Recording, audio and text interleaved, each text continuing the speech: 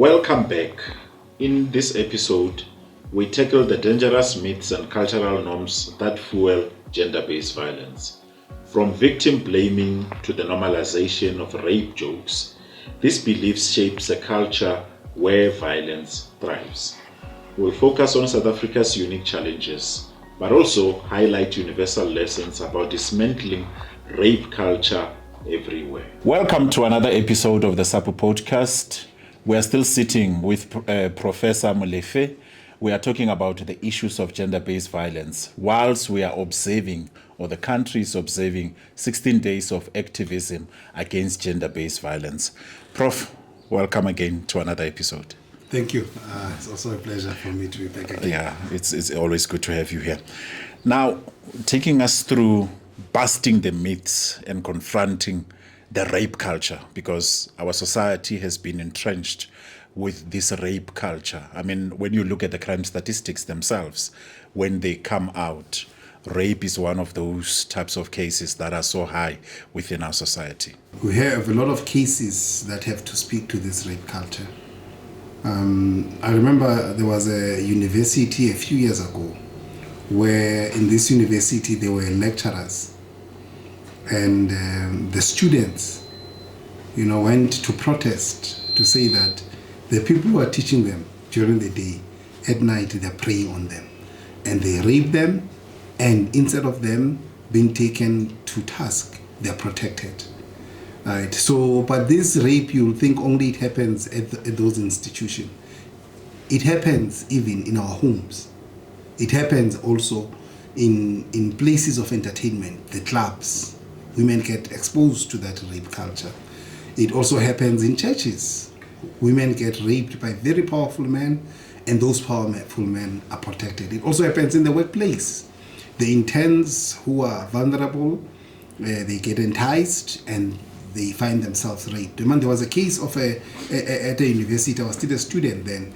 It appeared on the Sunday Times where a fellow had been found that he had, in his career as an academic, had raped a lot of these young people. They would wake up in his room and they didn't know how they slept. So it's a culture that happens. But where it is also shocking is that it can also even happen in marriages.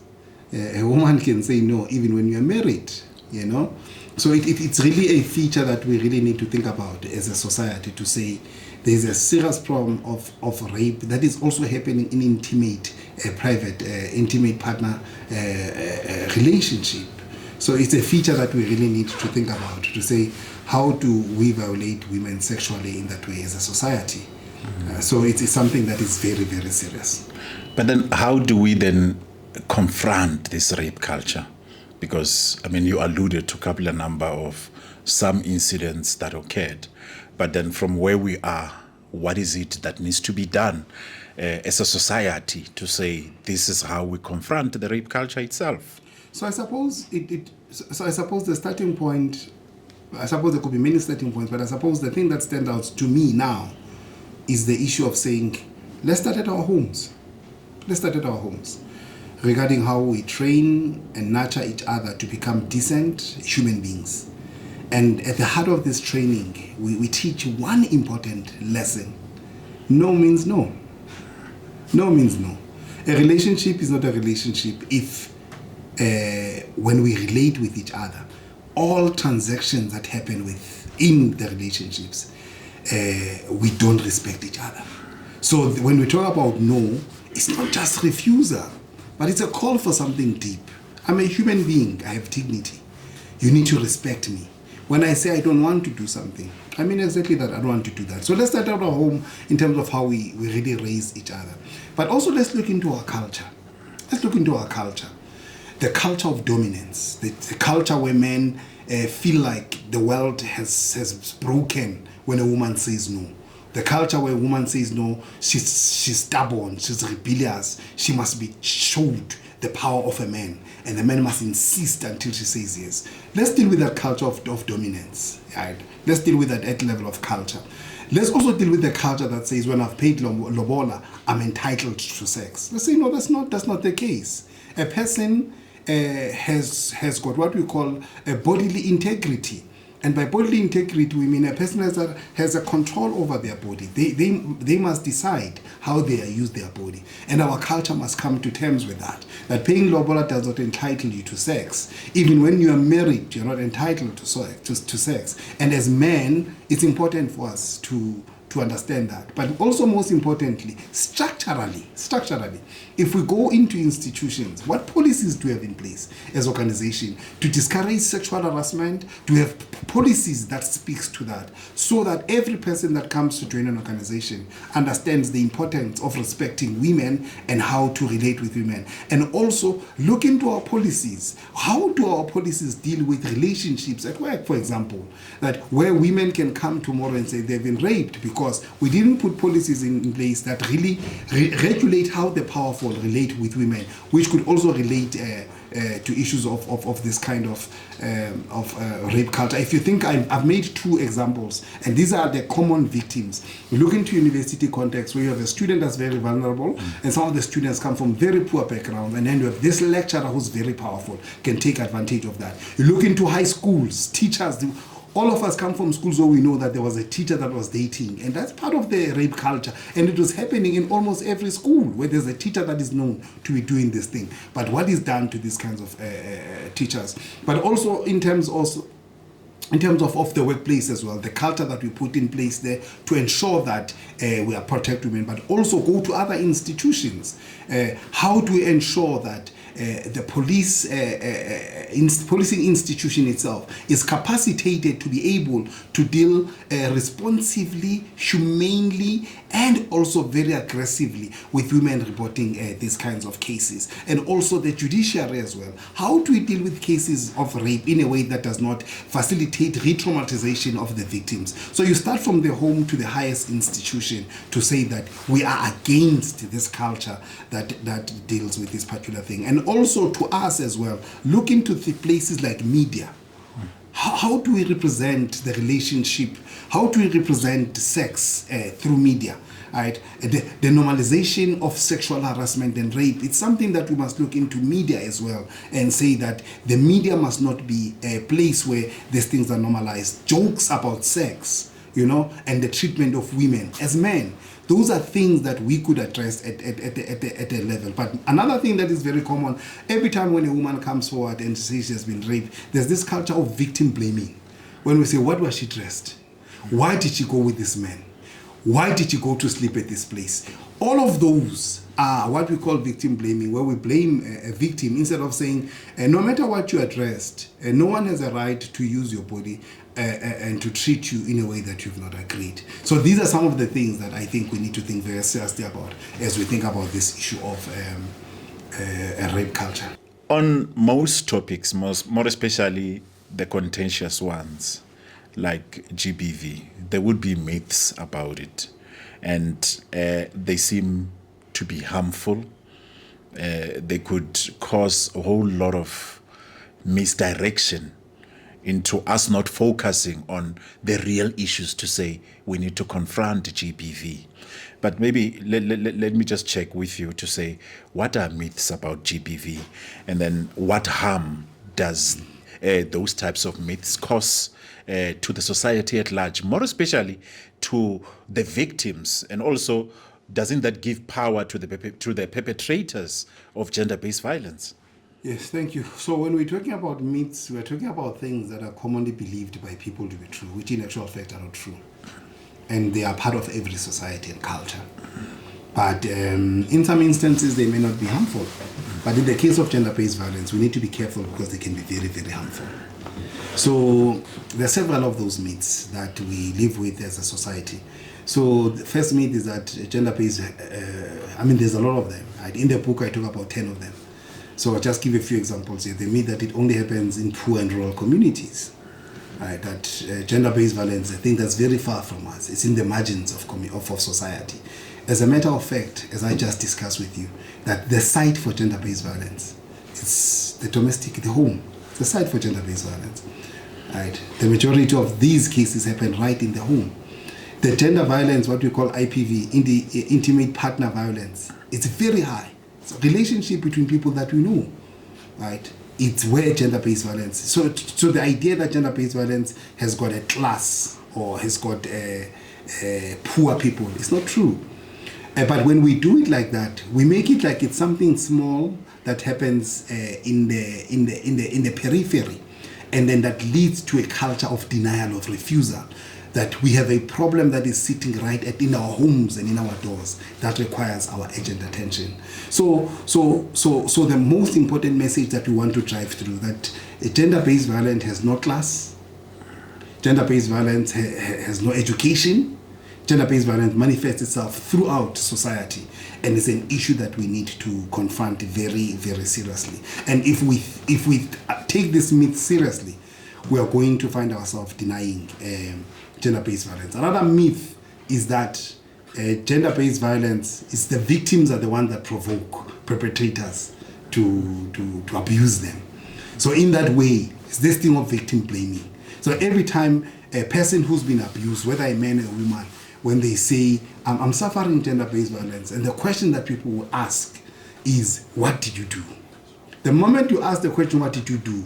You are moving responsibility from the perpetrator and you're moving it to the victim. You're disempowering the victim. And then the victim now has a responsibility to give a narrative, to give an account that explains why she's being victimized. And often than not, this gives power to the perpetrator. Violence is wrong. Somebody insults you, it doesn't give you a right to cause violence to them. Somebody does something that you don't like, it doesn't justify you doing violence to them, unless you're talking self-defense, right? But under normal circumstances, the most important thing that we are teaching people, we need to take responsibility for our actions.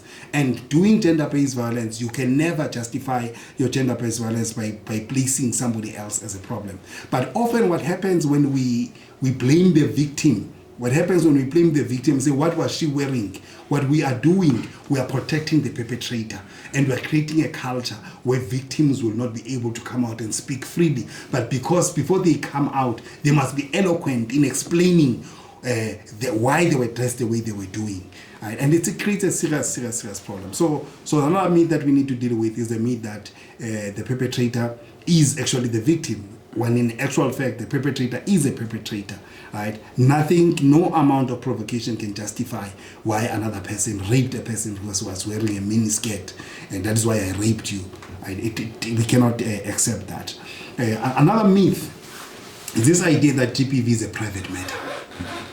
So every time there's an issue of GBV, and I mean, cases have been heard of police when they are called, say, no, it's a private matter, try to deal with this family.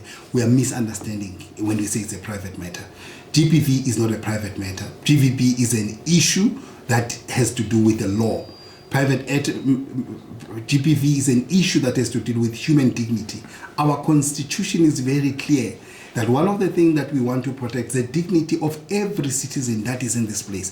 Every person that's in this place is supposed to be protected by our law. But the proportion of gender-based violence has made it not just an issue that we must worry about beyond just a private matter. It's a public health concern. It's a public health concern. And the public health concern means that we must come with public policies that will run across different institutions to deal with this particular issue. Because it's a pandemic.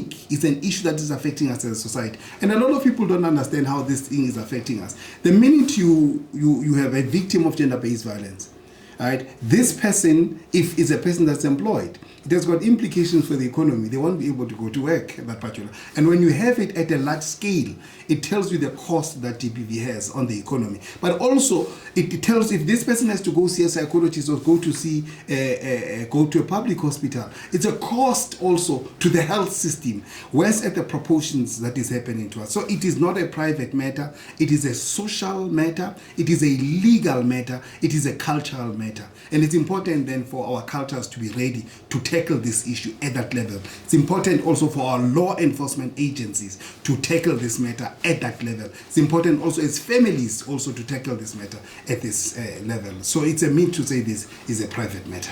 I really like what you are saying, to say gender-based violence is not a private matter, because I think that is one of the issues which are playing a role in exacerbating the issue of gender-based violence within our society. This person suffered a lot, And then when they come out to say, this is what has happened to me, I need assistance, I want somebody to be held accountable.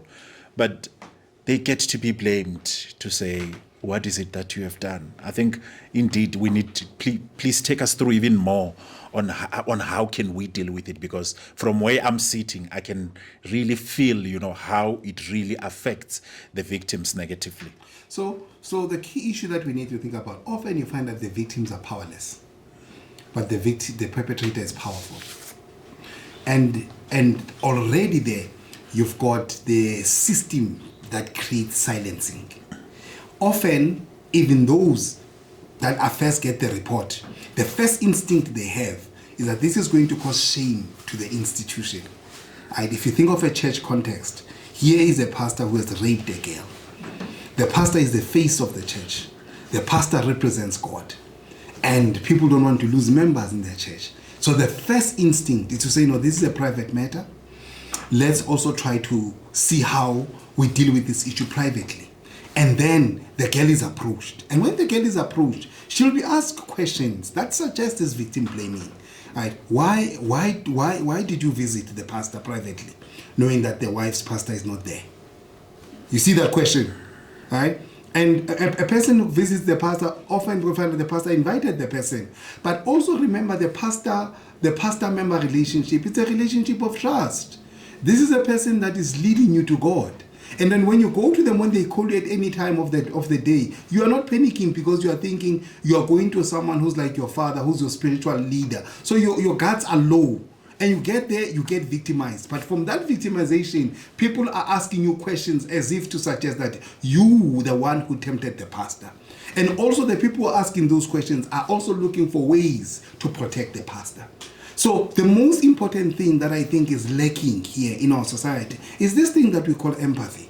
The ability to put ourselves in the feet of the victim and to look at things from the perspective of the victim. Often we take the perspective of the perpetrator. So one of the things that when we deal with victim blaming that I think can help us to be able to understand victims is that not that we're going to be naive.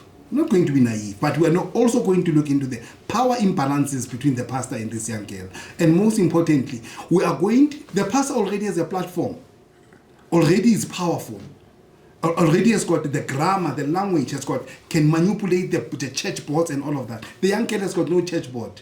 The young girl is poor. The young girl probably is not educated. You understand what I mean? She does not have the grammar to be able to manipulate. So that person who is weak deserves patient understanding and patience listening to. But often the way our institutions are structured, we've got ears for the powerful, we've got ears for the pocketed, we've got ears for the educated, but we don't have ears for those who are low, marginalized, and who need our assistance. And what I'm calling for here, I'm calling for Ubuntu. And one specific form of Ubuntu in this case is the ability to say, let's have empathy.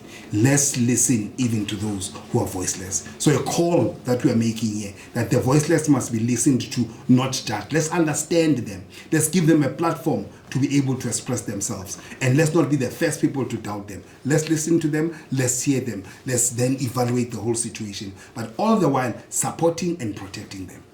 It's important for us to go to look at what role can men play in dismantling rape culture. I mean, you unpacked rape culture, the entrenchment thereof, on how the entitlement man has. Some men do have to say, you know what, I'm entitled to this and that. And in dismantling this rape culture, how do we do it? Yes. Look, thanks a lot. So just like, gender-based violence is really entrenched by factors that we've already mentioned. So there are specific things that we could do, particularly as men, to really try to deal with this issue. The very first one is an issue of the issue of advocacy. Issue of advocacy. And by that I mean we as men can become voices that speak against rape wherever it appears.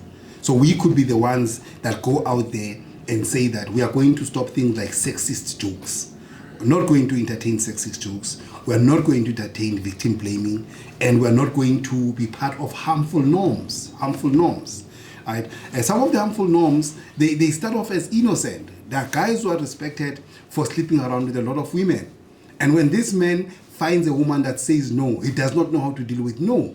and then he forces himself to this woman. You see what I mean? So one of the things that we need to confront are those predatory tendencies, right? That are part of these harmful norms. So the first thing that we need to do as men, we must become allies and become advocates against the rape culture. So in an institution where we are, we must be the voices that says that we don't support hate culture. When there are cases of harassment, we must stand up and say we are not going to be part of a culture that pushes harassment. So that's the first part, the first task of advocacy. Anyone can do this. You don't have to be anything in society. You just have to open your mouth and to engage. Another thing that we could do is education. Let's develop programs across different spaces where we educate people. At church, start programs where we educate men about how to manage themselves sexually and also how to deal with this thing of rape culture. Even at the workplaces, let's begin with those kinds of programs. But another place that we have lost, which is an important site for dealing with things like rape culture, is the streets where we live in. Our societies have broken down that we don't have street committees that can become a site for educating our communities about these kinds of engagement. So just like we have community policing forum, just like we've got security guards in our suburbs and in our communities, let's have forums that try to deal with these issues, even at the level of a street, even at the level of a community, where we run programs to empower people. Let's build a culture of accountability. Those men in particular who hold powerful position must model respectful behavior and hold their peers accountable. So men who hold powerful positions, I'm a professor at the university, right? I must become the model of a respectful behavior towards women, right? And so that we build a culture where young people, when they look at us, they see this is how to relate with women. And women, when they relate with us, they can trust us because they see that we value respectful behavior. And more than that, as peers, we hold each other accountable. We really challenge each other to do better in society. Right? In other words, men who would do things like sex for jobs, right? They sit in these committees with other men. And some of them, if you find that it's a syndicate in this particular institution. So we really need to call each other out. We really need to hold each other accountable so that we are able to address this thing. This is building a culture of accountability, supported by proper institutional procedures and protocols to make sure that all is in order. And finally, partnerships. You have powerful NGOs that have to do brotherhood,